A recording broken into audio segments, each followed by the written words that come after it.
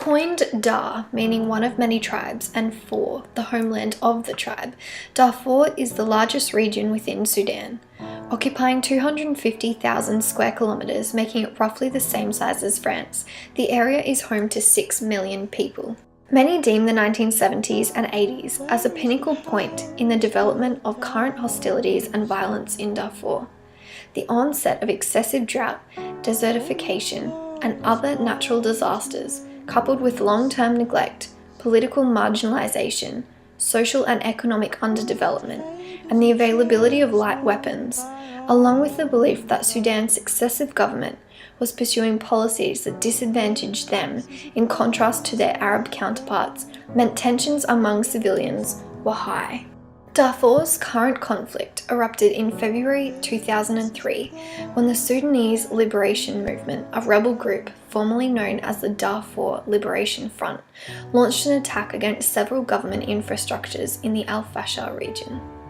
By mid-April, the attacks had not only escalated into widespread violence, but also spread across the area. With the National Army ill-equipped and weakened by the 20 years of civil war and predominantly concentrated in the south of the country, the Sudanese government was unable to counter the insurgency.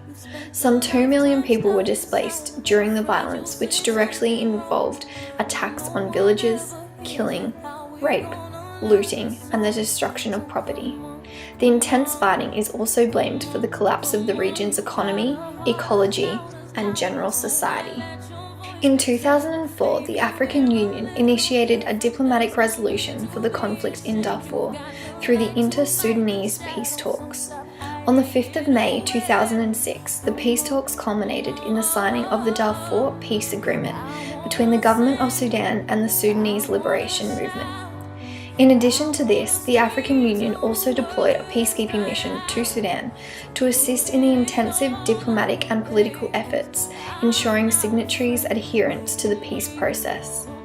International support for the document was vast, with the United States going so far as to pass the Darfur Peace and Accountability Act of 2006, which would impose sanctions on individuals seen as committing acts of genocide, war crimes, and crimes against humanity, as well as implementing measures for the protection of civilians and humanitarian operations in the region. Initially taking the role of simply providing support to the African Union mission in Sudan, the United Nations quickly established that the situation on the ground was not improving despite the peace accord. Exhaustive negotiation and mediation resulted in Sudan's acceptance of a UN peacekeeping force being deployed. This deployment resulted in an unprecedented joint African Union-United Nations hybrid mission in Darfur. The hybrid mission represents an emerging model of resource merging and burden sharing in international peace and security operations aimed at enhancing sustainable peacekeeping. The African Union-United Nations hybrid operation in Darfur was formally established on the 31st of July 2007. By the Security Council through the adoption of Resolution 1769 under Chapter 7 of the UN Charter, with personnel numbering close to 26,167 stationed in Darfur. The African Union United Nations mission is one of the largest UN peacekeeping operations to date.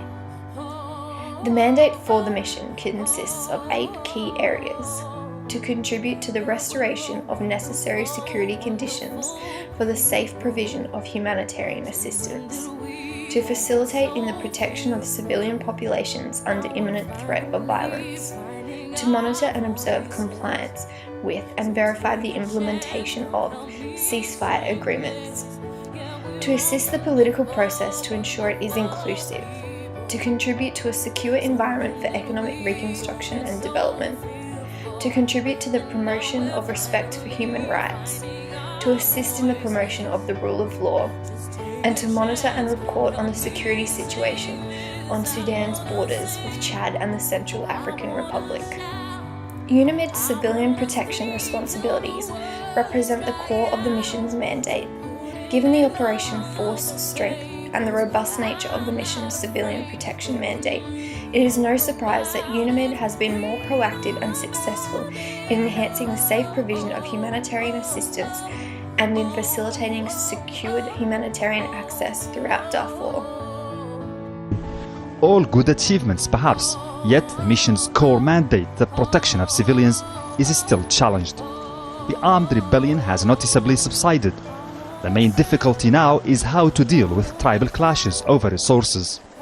With this being the case, UNAMID is certainly doing all in its power and with limited resources to provide civilians within Darfur with the protection they are entitled to, facilitate in the humanitarian and aid operation, and help construct an environment in which peace can be built and maintained. Critical to the success of the operation is also addressing the key causes and critical roots of conflict in the region. Arguably, UNAMID is confronted with numerous logistical and security constraints due to the nature of unforgiving terrain and complex, not to mention hostile political environment. The Brahimi report in 2000 deemed that the mission had been authorised without the necessary resources being available. Time has evidently led to UNAMID being scrutinised by the global community due to the severe shortfalls in critical transport, equipment and infrastructure assets. Another major challenge confronting UNAMID is the Sudanese government's unwillingness to cooperate in many ways. By restricting the mission's access to certain areas within the region, the government impedes UNAMID's capacity to provide humanitarian aid desperately needed by civilians. However, despite the numerous reports that UNAMID's efforts in Darfur are somewhat of a failure, those on the ground believe the operation is increasingly showing glimpses of success. A sign of the improvement in conditions is the mission's growing reach. UNAMID deploys 150 patrols a day, operating 24 hours 7. A few years back, night patrols like this one used to be a gamble with life for the peacekeepers. But now, with better logistics and new rules of engagement, the UNAMID soldiers can show their presence almost everywhere they want and at any time of day. Besides keeping peace with boots on the ground, the mission is playing a crucial role in helping reach a political solution to the conflict. To ensure the realisation of the mission's mandate and operation task, UNAMID forces conduct around 160 patrols on a daily basis. This represents the operation's attempt to increase its robustness, often in the face of numerous bureaucratic and/or armed obstructions. UNAMID has and will continue to strive to do everything in its power to protect civilians in Darfur, facilitate humanitarian aid operation to all areas, regardless of who controls them, and to help provide an environment in which peace can take root. The crisis in Darfur is the direct result of intricate processes and governmental policies that interact at the regional, national and local levels. In order for UNAMID to achieve overwhelming success, the operation must strip back and focus on solving the conflict's causal factors. One pivotal area that needs to be addressed is the economic and political marginalisation within the region. Perceived inequalities have fomented resentment among the people of Darfur towards the central government authorities. Over time, this developed into armed resistance that sparked the current hostilities and humanitarian crisis. The United Nations and African Union must use this not only as a guiding force, but see it as one of the important areas key in the building of long-lasting peace. Of utmost importance is the tackling of Darfur's crisis of development.